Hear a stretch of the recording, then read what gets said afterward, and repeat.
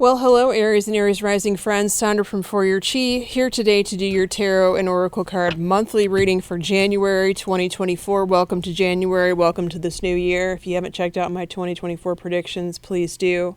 It's on Patreon, Tier 1. Usual story here, first six houses here on YouTube. Houses 7 through 12 will be on Patreon. Tier 2 is what you want. And Tier 2 will automatically get you my Tier 1 2024 predictions on Patreon. Also, the booking link is below if you want to book a session with me. But let's look at the first house here. First house, where you're at now. First couple of days of January of this new year. Emotional loss. Something is missing from your life. Someone or something. Probably someone. However, there is an element of success here.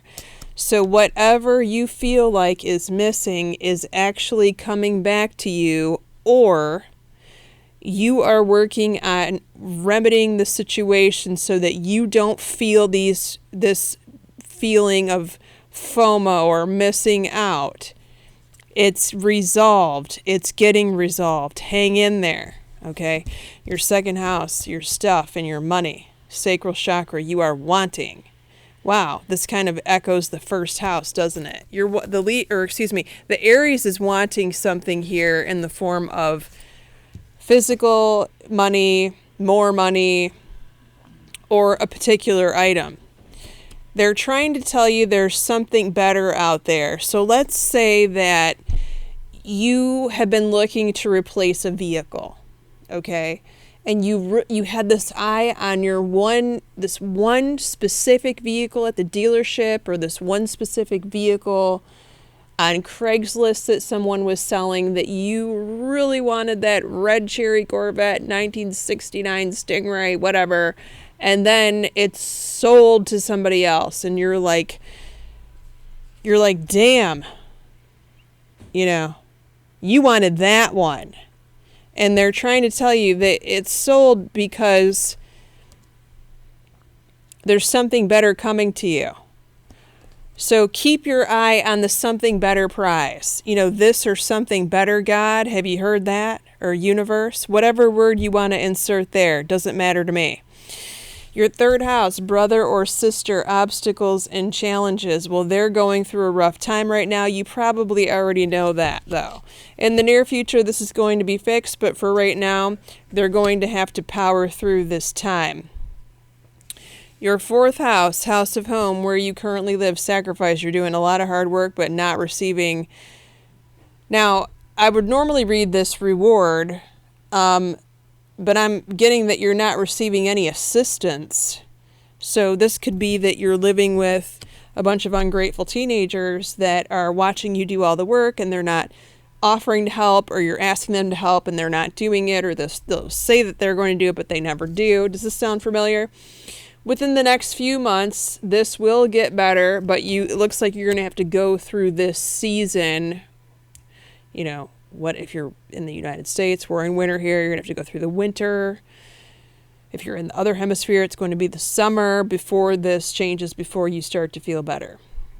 Let's look at your fifth house. Fifth house is socialization, fun, friends, dating life for those of you single Aries. Wow, you're venturing out here in a brand new different direction. If you're single, you are going to be putting yourself out there to mingle, whatever that means for you. If that means dating websites, fine. If that means another form of meeting people, I don't even know how this works nowadays, but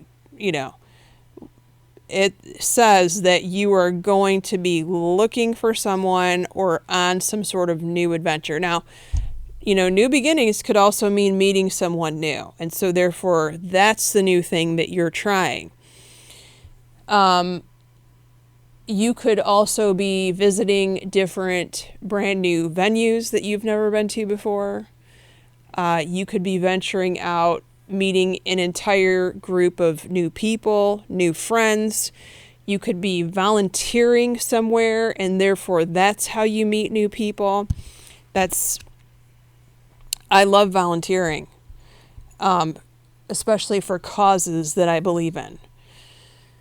Because you just meet all kinds of cool people. And it's almost like you're magnetically attracted to new friends that way. It doesn't even have to be dating people to date. It could be, though. But look at this. Ask for help from others.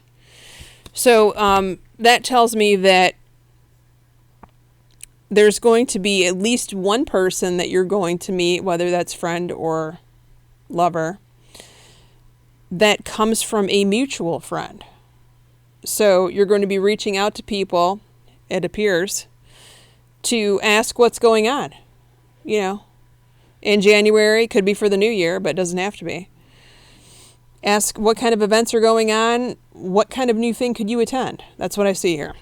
Your 6th house. Sorry if you hear that background noise. That is the robot vacuum. I can't turn it off because it's mapping the house. If I turn it off now, it's going to ruin the last 2.5 hours that it worked. Your 6th house, work and health, wisdom, a teacher is present. You're learning a lesson. Now, this could certainly be health related, as in your body is trying to teach you how it wants you to treat it, right? What kind of food it wants, what kind of exercise it wants, how much fresh air it wants, how much rest it wants, things like that. And so you could be learning a harsh lesson there. It's important to pay attention to that, though, right? The other thing is, a mentor may present himself or herself to you at work. If that is the case, make sure you are learning everything possible from this person, because look at this, it's going to be up to you to take this knowledge into your future so that it blesses you with more abundance later. Did you get that? Pay attention to the teacher that presents itself at your work. Could be a superior, but doesn't necessarily have to be. Okay? All right, let's look and see who's around you in your 7th house of primary relationships and business partnerships before we go to the extended reading. Well, you've got the Tower, that's a Scorpio. The Knight of Cups, a Scorpio, could be Cancer, Pisces. And then you've got the Wands or the Rods, another fire sign, another Aries. Good God, that's scary. Aries and an Aries in a relationship, a Leo or a Sagittarius, or any one of those combinations in their chart. Okay, so if you want to join me in the extended, link is below. It's on Patreon. Tier 2 is what you want for that. Like I said, we're going to be going over your 7th house of primary relationships and business partnerships, should that apply to you. Your 8th house, taxes, contracts, legal matters, the source of your significant other's income. Did I miss anything there? Your 9th house of school and travel, your 10th house of career and your mother, your 11th house of your child or your best friend, and your 12th house, what's about to happen 3 months from now in April, right around your birthday time. Many blessings to you, Aries. Thanks for watching. Thanks for being here with me. Take care.